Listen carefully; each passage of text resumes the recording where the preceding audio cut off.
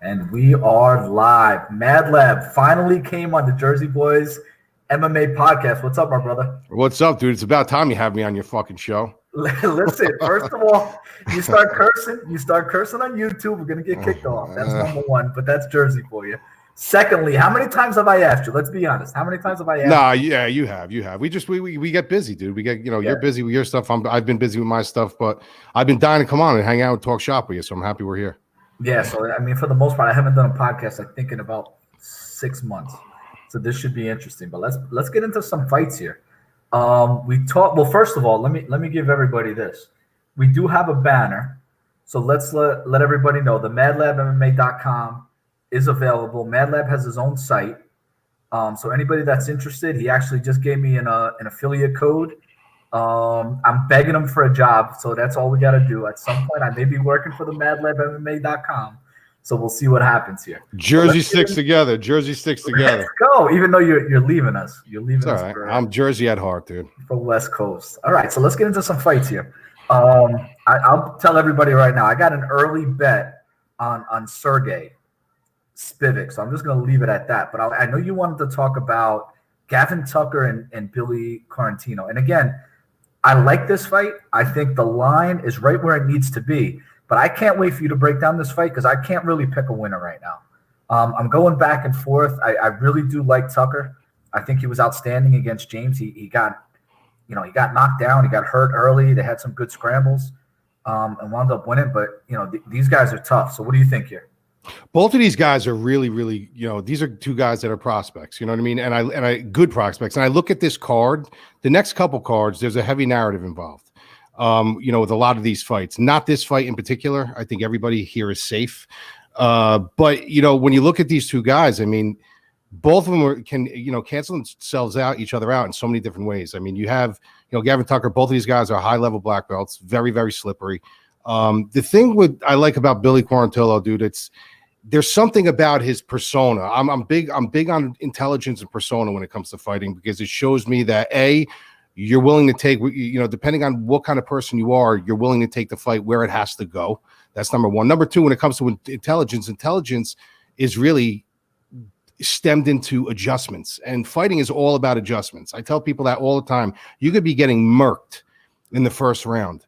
But if you're intelligent and you're with an intelligent camp and these guys really know how to make the adjustments, you could spin that fight around as long as, like I said, your bar, your durability bar isn't, to the hole when you're coming back in the second round. There's so many things that you can do. There's something about Billy Quarantillo that I just really, really like as far as the way he approaches fights, the way he's got this confidence, but not over cocky.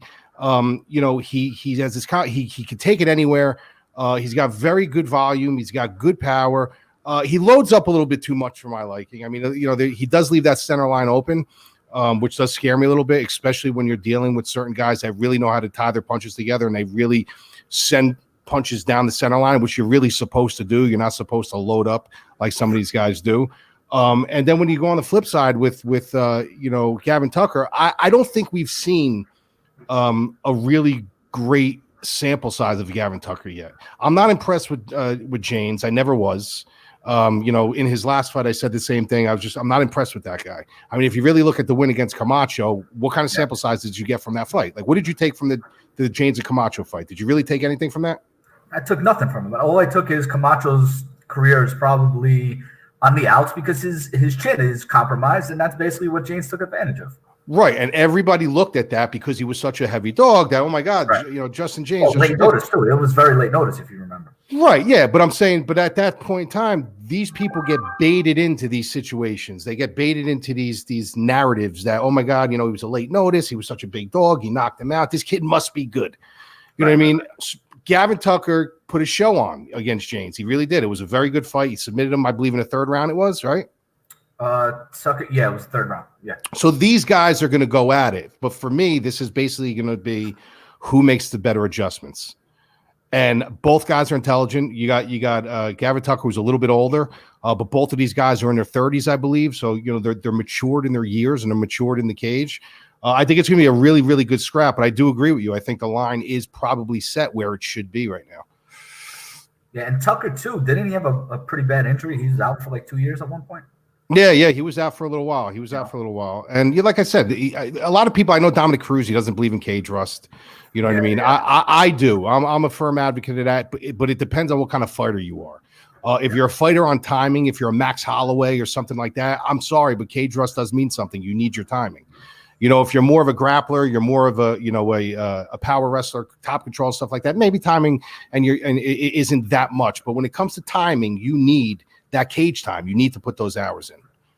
Now let me go to another fight here that I love. I actually got I don't want to say into a back and forth, but I did commit to a bet on Mackenzie Dern. So Dern is 9-1, and Vima Jandiroba is 16-1. Personally, I love Dern here. I think that Dern is the better striker, and I think you can tell us a little bit about who she's with right now, who she's training with her striking. And the big thing with Dern is she has multiple, you may even know the number, but multiple world championships in BJJ. Jandiroba is very good, but I was surprised that she hasn't competed at the highest level in BJJ when I did a little bit of searching. I thought that she would be up there in all these tournaments over in Abu Dhabi and everything else, and I didn't see her over in those tournaments. So she's very, very good, but I think she's more localized in Brazil as far as I've seen. But I think that Dern is the better BJJ practitioner. I think she's the better striker too. And again, I got a narrative here, and I want you to let me know what you think here. When she lost to Ribas, she had a baby 4 months before that, right? So Mackenzie Dern, I believe her daughter was born in June, and that fight against Ribas, I wrote down the date, I believe was October 12th. That was 4 months after that fight. That was her only loss. And she didn't look good, but that was her only loss. So that's narrative street right there if you believe in that. So what do you think here, bro? Well, I think that was good homework that you did, number one, with the Amanda Ribas thing. That's very, very good due diligence you put in there. The fight scares me, though. I got to be honest with you. The fight does scare me, and for a few reasons. Mackenzie Dern, if you look at her track record when it comes to Brazilian Jiu-Jitsu, it's amazing. I mean, I don't know how many people that are watching this right now follow the circuit, but this is a girl who literally beat Gabby Garcia, Garcia is really probably 3 times her size. And not only is she a high pedigree black belt, but she's also in the Brazilian Jiu-Jitsu, International Brazilian Jiu-Jitsu Federation Hall of Fame. So not only is she 3 times her size, but this is a girl who literally rolls on everybody that she grapples. And Mackenzie Dern, I believe, fought her about 4 or 5 times. And she ended up finally beating her. I watched 2 of them, Yeah, I mean, one time, I think the first time she fought her, I think she got submitted by Kimura Keylock really quick, right? I both times I saw them fight, one was gi, one was no gi. They both went to decision. And now that's another thing you just said. That's another thing you just said. When it comes to gi and no gi, there is a humongous difference in grappling. People that are gi grapplers, some of them transition very well into MMA. But the holds are different. The grabs are different. The submissions are different. You got to remember, when you're wearing a gi, sweat doesn't matter. It doesn't matter. You can go 15, 20, 30, 40 minutes. Sweat doesn't matter because you got that gi on. You're going to have that friction. You're going to be able to submit somebody. When you start getting slippery in a cage, you have to compensate. And the grabs aren't the same. You can't, grab certain parts of the sleeve and stuff like that. It's a big difference. Mackenzie Dern transitioned to it very well. But the thing with her striking style is actually what scares me a little bit. She does load up on her strikes. She does get a little reckless. She believes in her power a little bit too much. I agree with you. I do think she's the better Brazilian Jiu-Jitsu practitioner. I believe that there are levels to this. Her father is, Megaton Diaz, and I mean, the guy was a 8th degree black belt there. Royler Gracie, I believe it is. She comes from 3 years old. She started. Her stepmother's a black belt in Brazilian Jiu-Jitsu. This is a girl who literally, do you know she has a gold medal in every single belt going up to black belt? A world championship gold medal in every belt going up to black belt. So this is a girl that's on another level Brazilian Jiu-Jitsu wise, but it's a difference. Matt Hughes once said the biggest defense to an armbar is a punch to the face. Right. You know what I mean? So you don't know. Like, it does scare me. Jandiroba is sneaky good, dude. She's sneaky good. So this isn't a fight that I think the line is a little stretched on this one. Well, I'm going to give you 2 things that I've noticed. Number one, I haven't seen Jandiroba want to strike at all. So you know what I mean? Just because of that, I tend to believe that Dern, with who she's training with right now and her striking coach, that she intends on winning striking battles here. Like she's in it for, to strike. That's number one that I think. The other thing, if you look at the Mallory, but do you like that? Do you like that? Do you like that? That's where wants to strike? Yeah. I don't like it, but I think in this case, how is she going to win rounds if it's not winning? She's got to win something on the feet with the striking. Yeah, but why not take her to the ground and test her jiu-jitsu? Well, I think she's going to, but I think she wants to win on the feet, and I think she wants a championship in this division, and I don't think that she's going to get that by just being a BJJ practitioner. I think she needs to show a well-rounded game. See, I think I agree with you. I think that's what a lot of people want to do, but I think that what she should be doing, and when you're that high pedigree that she is, you should be building your game around setting up for the jiu-jitsu. Use your striking as a means to an end to set up your grappling. And right. I don't like that she does that sometimes. She gets so baited into these firefights, and she doesn't need to. She's a big girl. I mean, if you really think about it, I mean, she looks fantastic now, but if she wants to, she could beef up once the weigh-ins are over. Yeah, no, she can. But again, she also does have 3 first-round subs. Right? Oh, yeah, no. 4 fights. Yeah. The only one that went the distance was Rebus. And Rebus kind of held on for dear life when it did hit the ground. Again, keep in mind, Dern had a baby 4 months before that fight. Yeah, she looked terrible. She looked fucking terrible. Terrible on the feet, on the ground. She looked out of it. And so I'm gonna pass that. That's also why if you look at the Mallory Martin Jandiroba fight, which I'm sure you've watched, Mallory Martin had her in a guillotine early in round 1. If Mackenzie Dern has Jandiroba in a guillotine, does she get out of that? That fight's over. That fight's over. Well, look at Esparza. Esparza was able to really, really have very good success with top control, on Jandiroba. Did you see the 2 double leg, the 2 blasts? I mean, she literally ran through her twice in that fight with beautiful takedowns, got on top of her, had top control. And Esparza is known as a good wrestler, but she's not known as a tricky grappler. You know what I mean? So I agree with you. I do agree with you with that, but the fight scares me, and that line I just don't think should be that wide. That's my opinion. You know what? I wish I was getting a better price on it, but I hit Dern minus 177. Ooh, sheesh! Listen, I love it. I personally love it. I'm just telling you. Listen, I love Dern, but like I don't know if I trust her yet. Well, listen, I'm gonna use your words against you right now. You always told me, believe in your bet. If you believe it, go with it. 100%. It's your shit, right? So I'm just telling you, that's my shit. I just don't know, man. Like I went back and forth with that fight a ton of times. Well, I'll tell you what. I want to throw this fight to you because I really don't know how to read it. Kevin Holland and Jacare Souza. I saw Jacare over at in Brooklyn. He fought on the undercard. He actually had the only finish on the undercard when Holly Holm fought the Randome over in Brooklyn. So I was there. That's the last UFC event that I paid for. Good thing Jacare got the finish because if you remember that card, that was the only finish on, I think there were 12 or 13 fights. That was the only finish on the card. But what do you think here with Kevin Holland? He messes around in the cage too much for me. And Jacare, I mean, if he gets a hold of your neck early in round 1, it could be lights out. Yeah, it's dangerous. Dangerous fight for both guys. I mean, it's a dangerous fight for Kevin Holland for the mere fact that you're absolutely right. The guy tends to really showboat a little bit too much. Talent-wise, he's young. I believe he's, 28 years old? Is that what he is right now? 28, 29? I don't think he's 30. I don't think he's 30 yet. He's taken on a ton of fights, very active. 28. Yeah, black belt Kung Fu, Brazilian Jiu-Jitsu under Travis Lutter.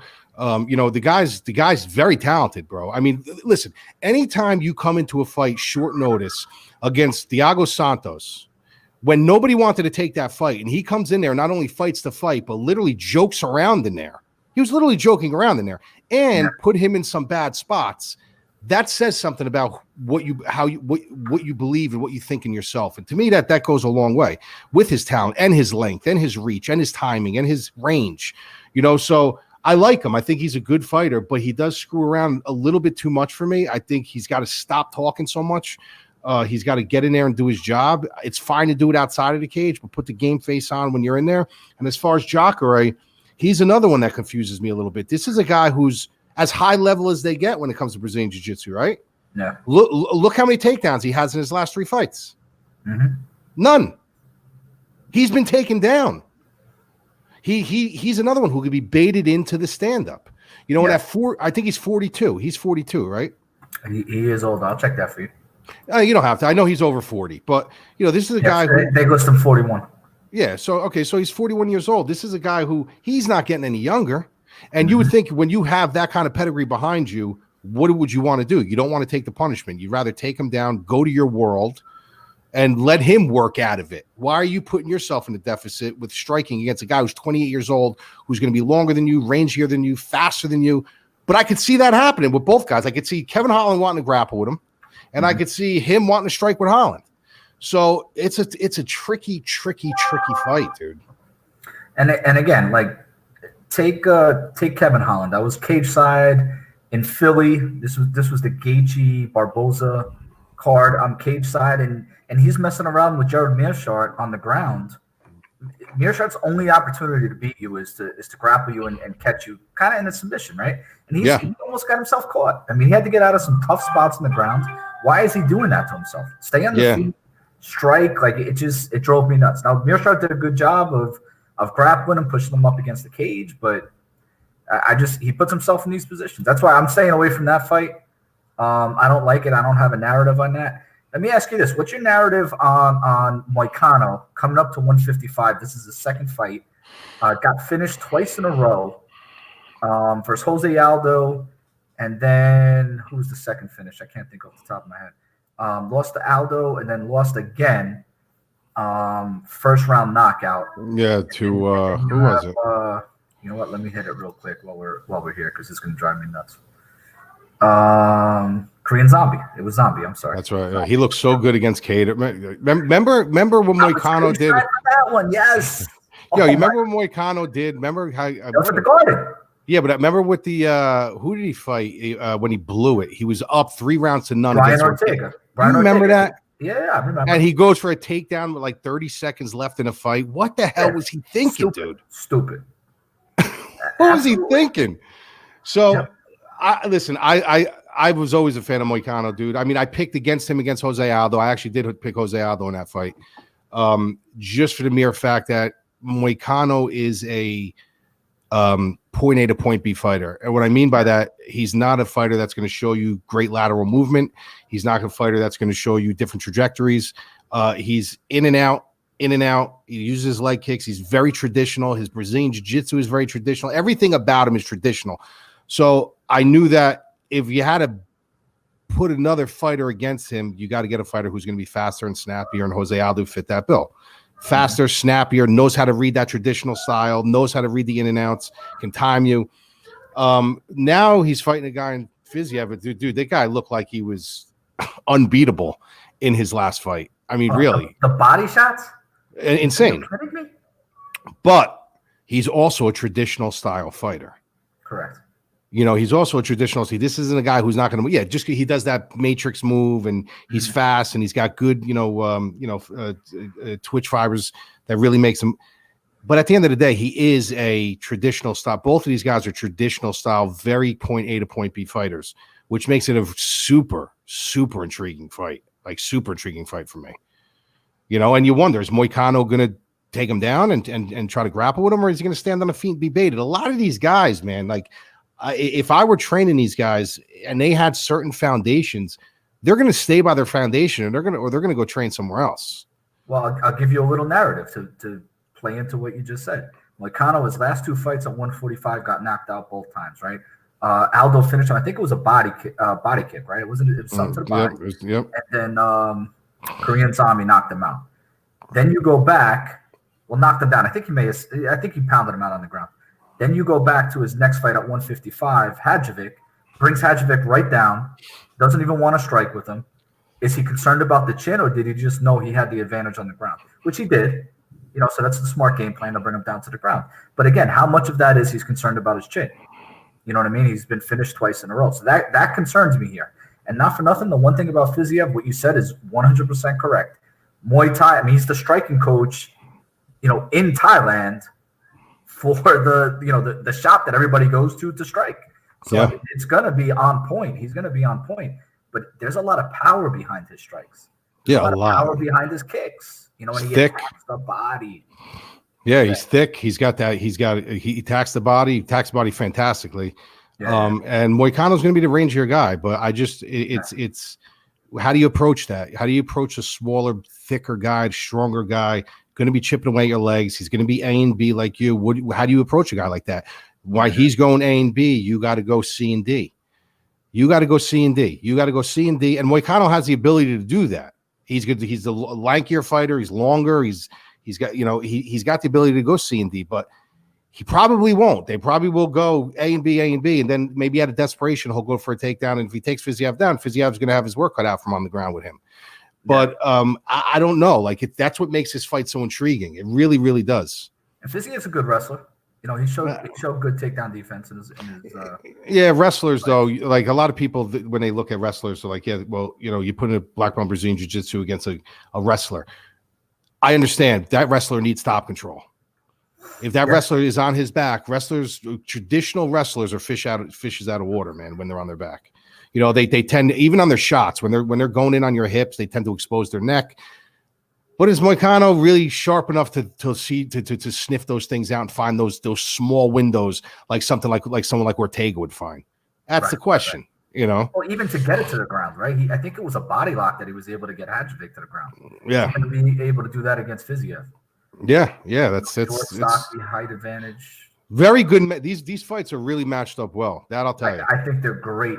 Yeah, a lot of them are really, really. Even Cub Swanson. I think that's a great matchup for him.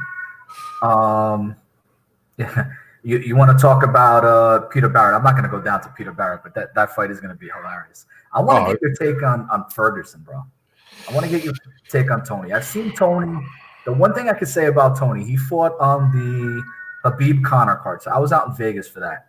And when he goes through his training the day before, when he works out for the fans, and he goes through his whole training regimen and everything out there, like he's just a different bird.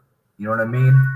And I'm interested to see is Tony. What did Justin Gaethje take his heart in that last fight? What does he have left?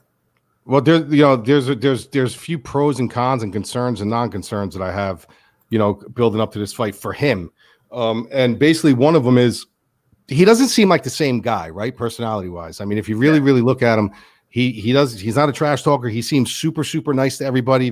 And not that he's not a nice guy, but he seems overly friendly to everybody. Very calm. His demeanor is completely changed. Now you wonder, is that because now he feels like he has a second stroke with his family? We all know what happened with his family. We know he almost lost his wife and his kid and over that whole thing that happened.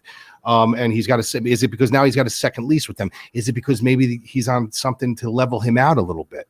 You don't know what is forming with his, and I'm not speculating anybody, so please don't think I'm speculating. I'm not speculating that at all. I'm just saying you don't know. And if that is the case, though, you wonder, is that going to hinder his performance a little bit, his reaction times and stuff like that? You don't know.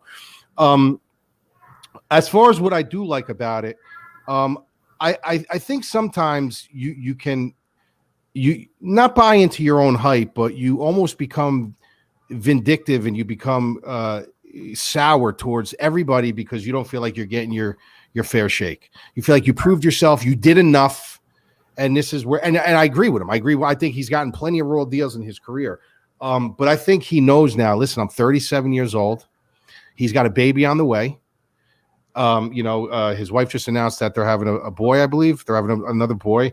I think his life is completely changed, and I think he knows now. This is my window. Like I have another couple years of these wars in me. And that's it. I'm done. And he's the type of guy that throws all logic out the window. Mm-hmm. And what I mean by that is when you're training for somebody like Tony Ferguson, it almost boils down to that movie. What's that movie with Half Baked? Remember that movie Half Baked? Yeah. When he goes, in order to know who Killer is, you need to know who Killer was. Right. That's the same thing. It's funny, but it's the same thing with Tony Ferguson. Yeah, you're right.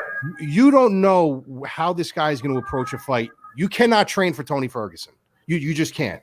You cannot train for someone like Tony Ferguson. I mean, if you really look at even when he fought Barboza. Remember when he fought Barboza back in the day? and he went for that fucking Amari roll on him, and he hooked him up on it. Just the timing on that, just to attempt things like that. Like, he's got a very, very different. I mean, the black belt Brazilian Jiu-Jitsu under Eddie Bravo, that fits him perfectly. It's a very creative style, off-kiltered, unhinged, unchained style of Brazilian Jiu-Jitsu that fits him. His training methods, everything that he does is completely unhinged and completely away from logic. He throws all logic out the window, so it's really, this is Tony Ferguson's fight either to win or lose. You know what I mean? It really is, in my opinion. I mean, I think Charles DuBronx is a very good opportunistic grappler, but he's opportunistic. And, when you look at some of the fights that he has had, against guys like Felder, where he quit, he tapped to strikes. Yeah, he did. He tapped to strikes. When Ricardo Lamas hooked him up, he tapped before the submission was even sunk in. I mean, he just sunk it in and he tapped. But now he's on a 7-fight win streak, 5 by submission, 10 by KO. 5 by submission, 2 by KO. He looks like a completely different animal now. I mean, he really, really does.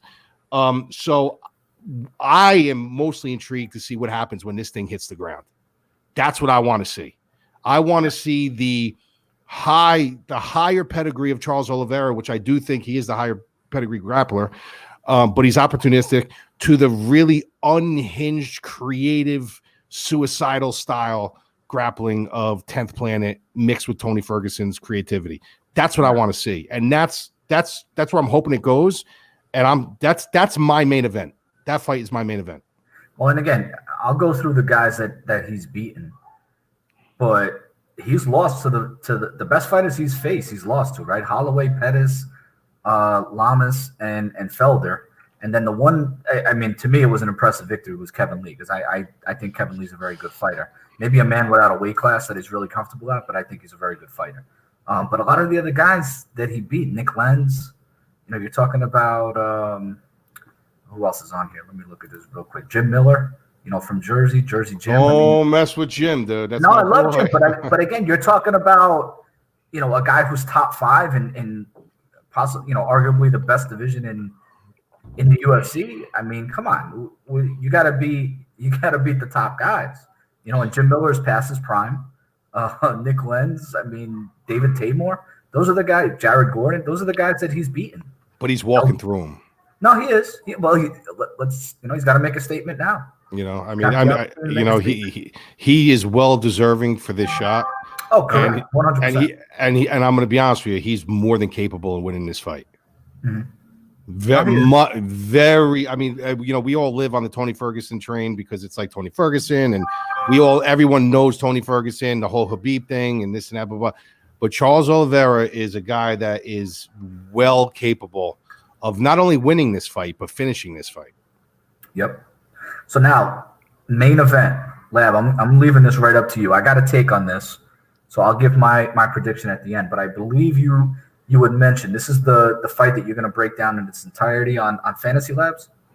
Yeah, I'll be up. So we'll do a pick here too. I'll give you my official pick on here. I'll even give you my prediction on the round if you want to do that or whatever. Now, what does everybody have to do? They can sign up for your stuff on the MadlabMMA.com. Can they also sign up on Fantasy Labs and get your stuff? So basically, the deal we have in place with Fantasy Labs is I do obviously all my content, the DFS, the breakdowns, the packages, the projections. Everybody gets all that. The podcasts. That all goes on MadlabMMA.com. That's all behind a paywall. Okay. We have a private chat. We have Discord. Everything is over there. What Fantasy Labs does is I do all of their projections for their optimizer. I got you. So basically, what happens is the people who are VIP members over at Fantasy Labs already with their football packages and stuff, they can go and they can opt in. They can buy the optimizer. People that are over at MadlabMMA.com, they could buy the MadLab optimizer as well. So it's kind of one hand washes the other. We're not one. They don't get my content. Right. But every week what we do is we break down one fight, which is the main event. Mm-hmm. They post it. They email it out. They tweet it. Everybody reads it.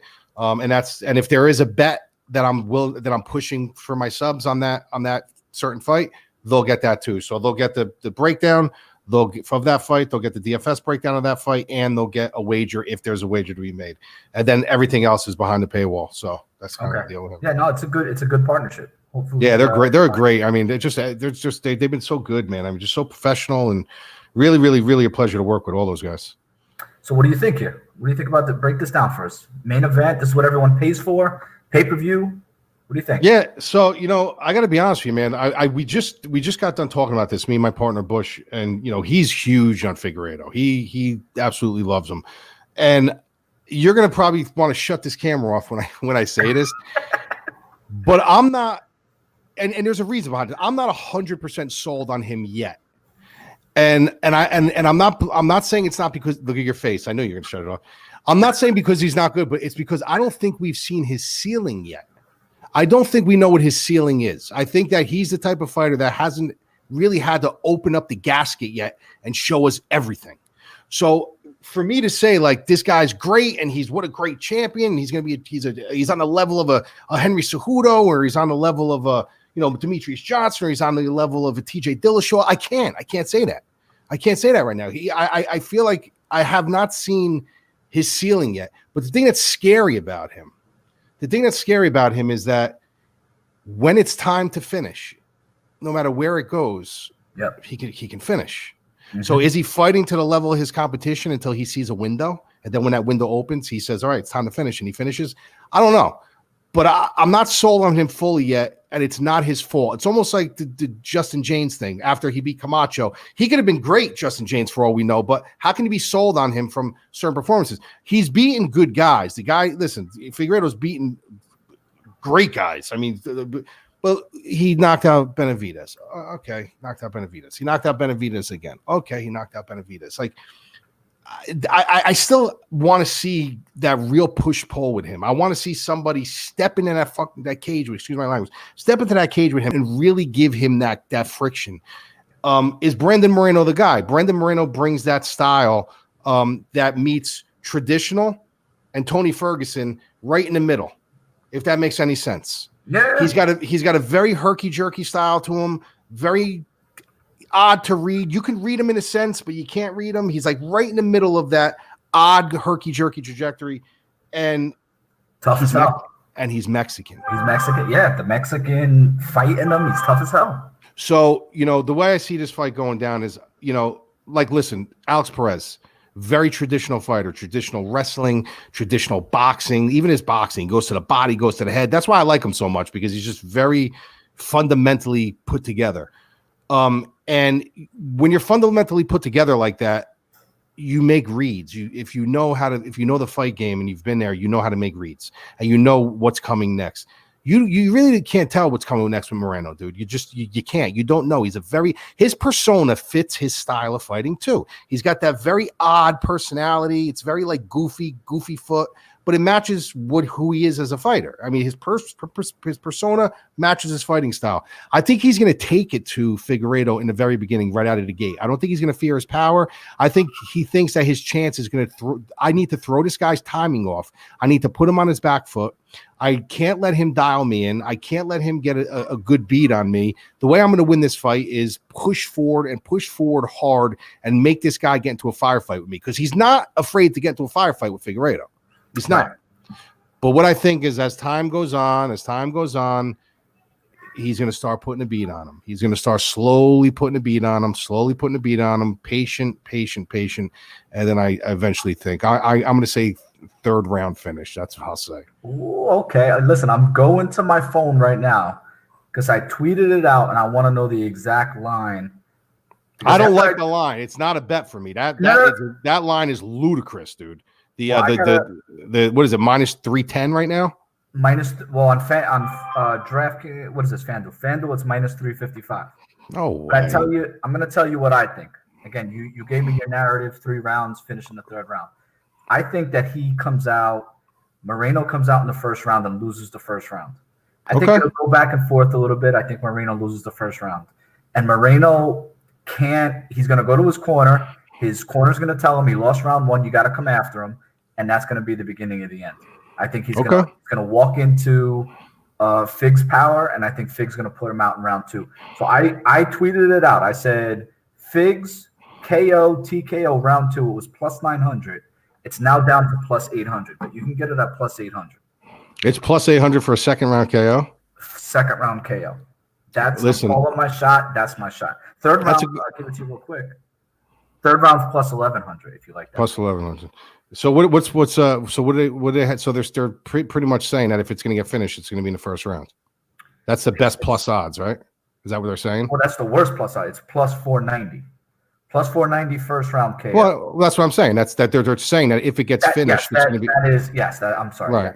Yeah. Wow. They're just listen, man. Listen, he could finish him in the first, could finish him in the second. Maybe it doesn't even reach the third. But I listen. When you come from like that boxing background that I come from, have you seen the pride and country and what these guys carry on their back when they walk into that ring in that cage? Right. He has the opportunity. He knows it to be the first pride of Mexico. I mean, the Canelo Alvarez's, think about all the great boxers that who does MMA have? They have the MorenoDanas, and they don't have that one guy. So this is pride and country for him. So do I think he's good enough to win? No, I don't think he's going to win the fight, but there's something to be said about honor. You know what I mean? And that motivation to just not quit. And that Mexican pride is very real. It's very real. So I think that'll carry him probably a little further than somebody else. But listen, I'm going to say third round. Pride or not, he can get clipped with that. That kid's got some ferocious power. So I wouldn't be shocked if you're right in the second round. No, and again, don't get me wrong. If it could be it could be a club and sub. Yeah. No, but if he has that pride and he walks forward, I think that's what's going to get him hurt. I think that plays against him in this fight. Yeah, that's my read on it. That's my read, but whatever. I could see it. No, I could see it. Listen, I could see it, man. Listen, you don't know. This is one thing with these people with I don't know how you are with this. We never really had this full blown discussion on it, but that's why I can't understand people who use metrics. It's just it's never translated with me how people can sit there and say, well, he's got 3 takedowns per fight, and he's got you got to take all of that shit really and throw it out the window. Matchup styles make fights. You don't know how someone's going to approach the fight. Look at what happened with Francis Ngannou and Derek Lewis. We all probably, they were probably got 80% drafted on DraftKings, right? Probably. We say possibly like 80, more. Possibly even more. And it was the worst fight in MMA history. You cannot use MMA math and MMA statistics. If you're using that, you're just, why are you watching film?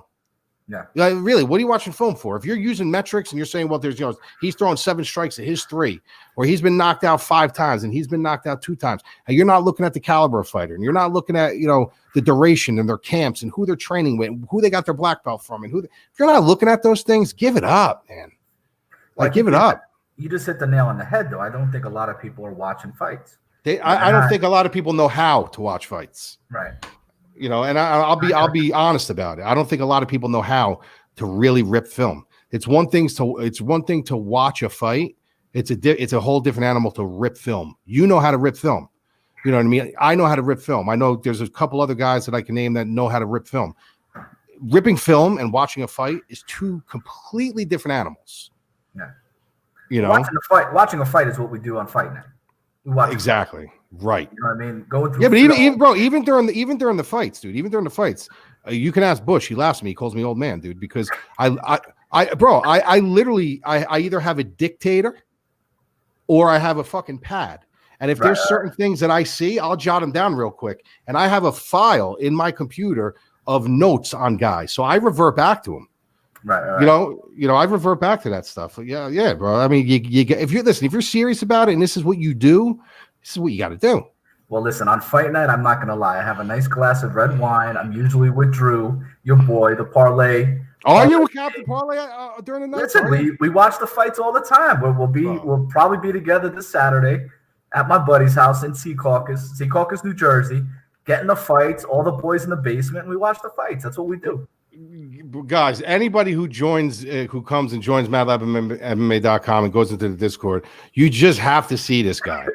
You gotta see you gotta see this guy. We call him Captain. Everyone gets a nickname. Did he tell you about the nicknames we give out? No, you told me about his, but I didn't know everybody. Yeah, well, he earned his nickname just to get it. We gave him a nickname. So basically, we give out nicknames to people who win the big tournament. So we've had 8 people take down the big tournament in 4 weeks, which is absolutely insane. I mean, if you really think about it, 8 of our subscribers have taken down the big tournament in 4 weeks. I took it down, Bush took it down, and 6 other of our guys took it down. And when you win, you get your nickname. You got to take that tournament down. You get your nickname. So like we have this guy. Listen, his name is Don Haney. We call him Don Lee Haney. Right? Another guy just won. His name was Elliot Carney. We call him Elliot King Carney. Like everybody, we have a girl in there, Annabelle. We call her the Annabelle, the resident. What do we call her? The house resident ninja. Like everybody who wins, it's like a family, dude. It's so, but bro, we'll be talking shop about something totally different, and then he'll just come and be like, "Did somebody just say parlay?" Well, I just threw up your website with the testimonial, so people can see what they're missing out on. But yeah, the MadlabMMA.com. I have a code. Mad just gave me an affiliate code, so I'll tweet that out to everybody throughout the week when I put all this other stuff in here. Mad, anything else? Anything else you got coming out free this week other than the Fantasy Lab stuff? Well, we got the Fantasy Lab stuff coming out. This week, and then obviously Saturday night. What I do is I tweet round for round. I've been doing it for 5-6 years. I do every round, every fight. I give them the scoring of the fight, so that obviously is there. And then we do like once I get out to where I'm going in 2 weeks, we actually are building out a studio. Me and my partner, and we are going to do full-blown media. That's all going to be free stuff, free content. It's going to be a lot of educational stuff. And yeah, we're going to be doing a lot of stuff. I mean, we're going to be doing some giveaways and some membership giveaways, and it probably right with the turn of the new year. We were only 6 weeks old, man. I mean, if you really think about it, 6 weeks old, and in the month of November, in big hits alone, not the little, 100, not that anything's little, but the 20, 100, 500 in big hits alone, our subscribers hit well over like $130,000 in tournaments in the month of November alone, dude. That's just what first month. Listen, that's just with big hits. That's not with the 500s, 1,000, 600, but that's like 3,000 and above hits. Right, so we could be well into 200,000 for all we know, but with the big hits, we're about $130,000 in just a month of November alone. So we're doing really, really, really well. We got such good community. We kicked a couple people out of the community as well, because I'd rather have good people in there than Mo's. Right. Than guys that are just starting trouble in there, that have things to say. We literally refunded. I found one guy in there. We haven't decided if we're going to expose him yet, but I found one guy in there who actually owned the company. He owned the DFS company, dude. He owned the DFS company. He was in the chat, and he was trying to pawn off some of his stuff onto one of my subscribers, and we're very tight knit, man. He came right to me. He told me, and I buried the hatchet with the guy. I literally, canceled his membership. I banned him for life. A couple other guys we banned because they were getting smart in the Discord. Like, we don't tolerate that, man. We're a good community. Well, listen, even though you're going to Cali, don't forget Jersey, bro. I'm coming back every couple months, right? Every month, bro. I'll be back. Well, I appreciate you coming on the show, and we finally got a chance to do it, guys. This was my job interview to join the website. Dude, you don't need one of those, dude. Make sure you can like the show. Tell Mad he needs to hire me, and we'll go from there. This guy lost all credibility to me when I met him in Hoboken one night. We went out to get drinks in Hoboken, and he told me Conor McGregor was the greatest fighter of all time. Listen, no, he didn't say that. That was for the All-Star game, if you remember that. The entire time the game was on, we didn't even watch the game. We talked fights for about 3 hours. We did. I know. No, he never. We didn't even watch the game. But yeah, that's what we did. We literally talked. We really did, bro. We talked fights for like 2.5 hours. Tommy was at the bar. He's like, "What the fuck is wrong with you guys?" Yeah, that's all we did. Shit. I forgot about that. That's right. I forgot we went to that place. My brother was there. Yeah, my parents' house. My brother was there. We went down the Hoboken, drink. Well, you got some weird sandwich too. You had some. What I got? Where did we go? Texas, Arizona, in Hoboken. Yeah. After the All-Star game, I have no idea who was on there. We talked fights the entire time. Yeah. All right, man. Awesome. Thanks for having me, bro. I'll call you this week. No doubt. All right. Thanks, brother. We are out.